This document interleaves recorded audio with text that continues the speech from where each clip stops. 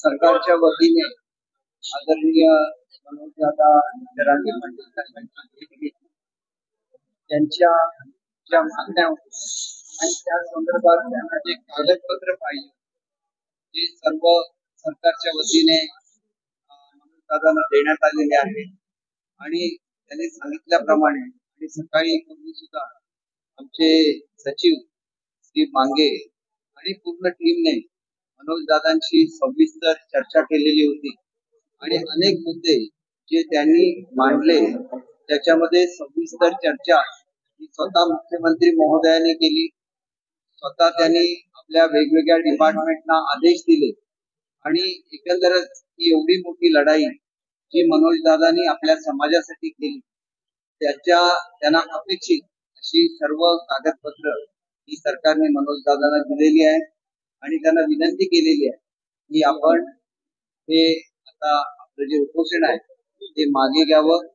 त्यांनी सर्व कागदपत्रांची खात्री केलेली आहे, परंतु त्यांचं म्हणणं असं सुद्धा होतं की ज्या शिंदे साहेबांनी सातत्याने माझ्याशी संपर्क साधला आणि हे काम करण्यामध्ये त्यांनी खरोखर आपल्याला मदत केली, त्यांनी समाजाला भेटायला आणि माझं उपोषण सोडण्यासाठी स्वतः तिथं यावं आणि नंतर त्यांच्या हस्ते मी आपलं उपोषण सोडेन.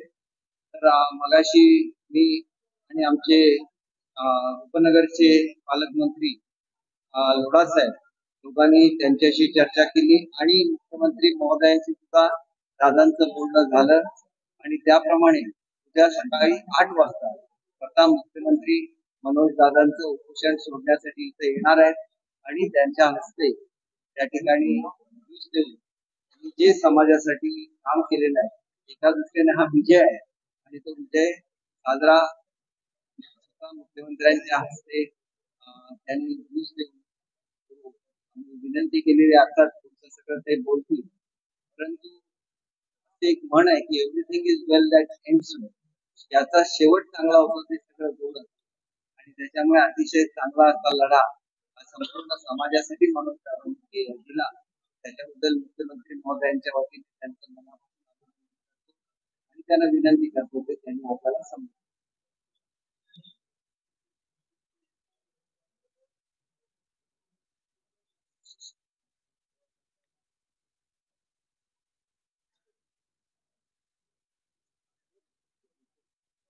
पत्रकार बांधवांना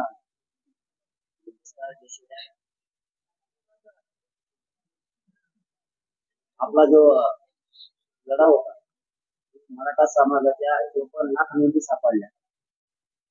या नोंदी त्याचे प्रमाणपत्र तातडीने देण्यात आले आणि ज्या नोंदी सापडल्या त्या परिवारांना सुद्धा तातडीनं ताबडतोब प्रमाणपत्र वितरित करण्यात यावे. ही प्रक्रिया सुरू झाली. 57 लाखांपैकी 37 लाख प्रमाणपत्र वाटप करण्यात आले.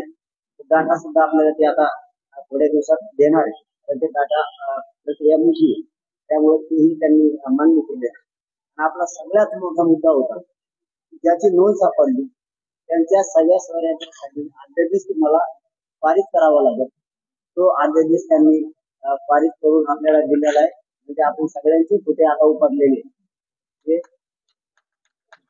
त्यांनी आपल्याला दिलेला आहे. म्हणून मराठा समाजाच्या ज्या मूळ मागण्या होत्या त्या 3 आता झाल्या. आपली सकारात्मक त्याच्यावरती चर्चा पण झाली आणि या अध्यादेशावरती जो राजपत्र त्यांनी काढले याच्यावरती 3 घंटे चर्चा आपल्या मुंबई हायकोर्टाचे सिनियर वकील सगळे जवळपास 22 जण यांनी शब्दाना शब्दाची खात्री केलेली. त्यानंतरच आपण बाहेर पडलो.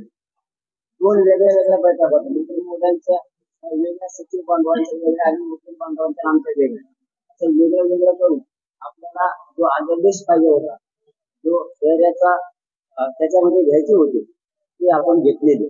त्यामुळं आता आपली जी लढाई आहे ती याच्यासाठी होती. त्याचबरोबर ही झाला तिसरा मुद्दा, आंतरवाली राज्यातले जे गुन्हे झालेले तेही पत्र सरकारनं आपल्याला दिलेलं आहे. आता मुख्यमंत्री साहेबांना आदेश दिले की तातडीनं मागे घेण्यात येईल, ती कारवाई आता सुरू होईल. त्यासह मराठवाड्यात आणि इतर राज्यात काही नोंदी कमी सापडलेल्या, जास्त करून मराठवाड्यात प्रचंड कमी नोंदी सापडल्या. त्यासाठी समितीला मुदतवाढ देऊन आणखीच्या नोंदी आपण त्या शोधायच्या. तिथे जास्तीचा वेळ हा फक्त मराठवाड्यात जास्त समितीला द्यायचा. त्याच्यासाठी समितीला सुद्धा मुदतवाढ देण्याचं पत्र सुद्धा काढले. सगळे पत्र आपण घेतले, म्हणजे असं तोंडी काही नाहीये. सगळे पत्र, सगळे शासन निर्णय सुद्धा घेतले आणि ती काम आता करणार होती. या वंशावळी जोडायचा 5वा मुद्दा आहे, तेही आपण शासन निर्णय घेतलाय. वंशावळी जोडण्यासाठी तालुका स्तरावर समिती स्थापन त्यांनी त्याचाही शासन निर्णय झालाय, तो पण आपण घेतलाय. आपण मराठवाड्यात कमी नोंदी सापडल्यामुळे मराठवाड्याचे जे गॅजेट 1884 तेही सरकारनं कबूल केले की आता शिंदे समितीकडे देऊ. त्याला याच्यामध्ये कसं घेता येईल, काय करता येईल याच्यासाठी ही 1884 ची जनगणना होती, त्याच्यात सुद्धा स्पष्ट उल्लेख आहे कुंडी म्हणून मराठवाड्यातले सगळे मराठवाड्यातले कुंडी आहे असं उल्लेख. तेही देण्याचं, तेही तपासण्याची कारवाई करण्याचं त्यांनी तेही पत्र आपल्याला ते पण दिले. असे शिक्षणाच्या बाबतचाही दिला. हे 4772 पोरं ईडब्ल्यूएस 6वा मुद्दा सांगतो, ईडब्ल्यूएस बीसीबीसी आणि ईएसबीसी मधून राहिले तेही घेण्याचं त्यांनी तेही पत्र आपल्याला दिले की तुम्ही आम्ही तातडीनं ते घेतो. शिक्षणाच्या बाबतच्या ओबीसीच्या ज्या सवलती आहेत त्याच मराठा समाजाला सुद्धा लागू करण्याची अंमलबजावणी ते तातडीनं त्या सुद्धा करणार. तातडीनं अंमलबजावणी. आता जो कायदा पारित याचा रूपांतरित होणार आहे ते आता जे अधिवेशन येणार आहे त्याच्यामध्ये त्याला 6 महिन्याची गॅरंटी असते. त्याचे आज कधी पण हे करता येते, पण विधान सगळे हे सुद्धा मानलं जाईल. आता याची अंमलबजावणी सुद्धा मला उद्यापासून हरकत नसणार. उद्यापासून त्याच्या शहरांची कारवाई सुरू होणार. तर अशा स्वरूपाचं सगळं झालंय. तर झालं ना, उपोषणाचा भाग जाऊ द्या, परंतु काम मोठं झालंय समाजाचं. आपण प्रत्येक वेळेस म्हणतो असेल की शिंदे साहेब काम करू शकतो, त्यांनी हे करायला पाहिजे, हे करायला पाहिजे आणि त्यांनी ते केलंय. जोपर्यंत आपण आंदोलन करतो तोपर्यंत आपण विरोध करतो. मग ते पक्ष म्हणतात सत्ताधारी असं किंवा विरोधक असतो. आता आपला आणि त्यांचा कोणाचा असो, ते विरोधी पक्ष असो किंवा सत्ताधारी असो, आपला त्यांचा विरोध संपतो. आपण समाज म्हणून काम केलं आतापर्यंत. आजपासून आपण कोणत्या पक्षाचा आढळून त्याला सोडलेला मराठा आरक्षणाचा विरोध. आता आपलं काम हे होतं म्हणून आपण विरोध करतो. मराठा समाजाच्या पोरांचं कल्याण होतं, हे आपला लढा होता खरा. किंवा आपण त्याला आजपासून आपला त्यांचा विषय विरोधाचा संपलेला आहे. समाज म्हणून तुमचं जे वैयक्तिक काय असेल ते त्याच्याशी मला देणं घेणं, पण समाज म्हणून आपला विषय संपला. तर कुणीतरी जबाबदार असावं. मंत्री महोदय ही उद्या येतील, त्यांच्या हाताने घेऊ आज स्वीकारले आपण. पण सकाळी 7 वाजता इथं आपल्याला छत्रपती शिवाजी महाराजांच्या चौकात सगळ्याला जमायचं, आपल्या सगळ्या बांधवाला. त्यांच्या हाताने सुद्धा आपण पत्र घेणार ठीक आहे. परंतु खरं हे पत्र जे दोघं येतं आणखी त्यांच्याकडे मंत्री महोदय आपल्या हाती, पण मुख्यमंत्री साहेबांच्या हाताने घेऊन त्याला आपल्याला सकाळी हे पत्र स्वीकारायचं. कारण जबाबदारी त्यांनी दिली, जबाबदारी त्यांची पण आहे आणि समाजालाही माहिती होणं गरजेचं आहे की आपलं काम झालंय, आता आपण संपतो. मी तुमच्या जोरावरती बोलवतोय, कारण विरोधाचा भाग नाही. जसे मला तुम्ही शब्द देता तसा मी वापर, तुम्हाला मायबाप मानलेले समाजाला मी मुलगा म्हणून काम करतो. मला शब्द देता त्याच्या वेळेस मी मंत्र्यांना बोलवतात, तुम्ही नाही म्हणजे मी बोलवतो. त्याच्यामुळे खाली आता सगळ्या पोरांना जाऊन विचारले, त्यांनाही सगळं सांगितले. निर्णय हात वर सांगू का असं विचारून आलो.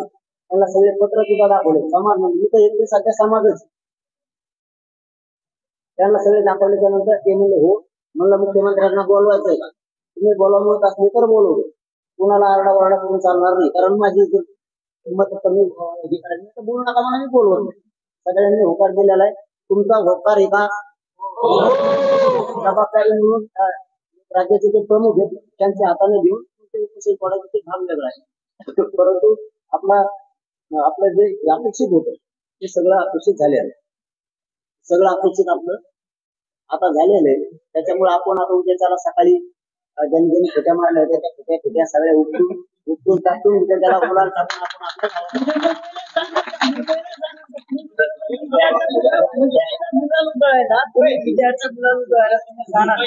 मुंबईत जाणार आम्हाला नवी मुंबईचे ना आम्हाला आमच्यासाठी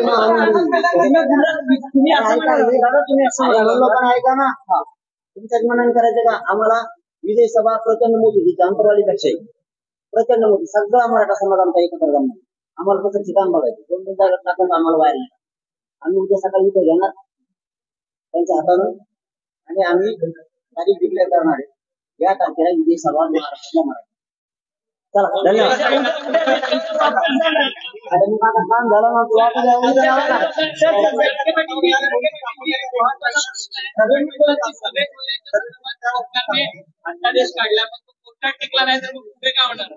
अरे बाबा वावर आहे 7-12 मिळालाय आम्हाला 7-12 मिळाला वावराचा तो वावर नाही नागरिक आम्ही 7-12